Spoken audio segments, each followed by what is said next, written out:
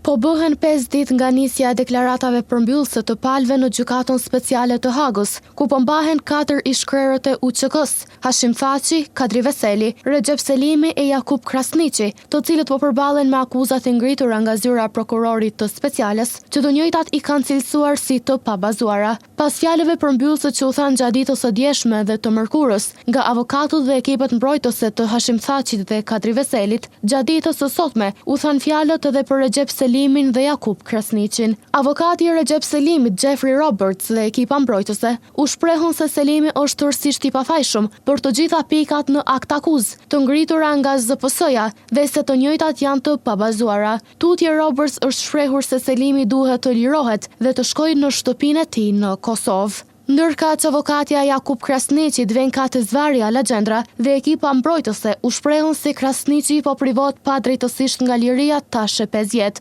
Alagjendra në deklaratën përmbyllëse në dhomat e specializuara të Kosovës në Hagë u shpreh se ekziston vetëm një opsion, që të merret vendimi për pafajësi dhe që Krasniqi të kthehet në familjen e tij. Në të gjitha këto 34 muaj gjykim, nuk ka asnjë dëshmitar që tregon se ai ka rrahur, torturuar apo keqtrajtuar ndonjë person. Kjo prokurori kryesisht mbështetet në spekulime dhe pretendime të pabaza, është thënë mes tjerash.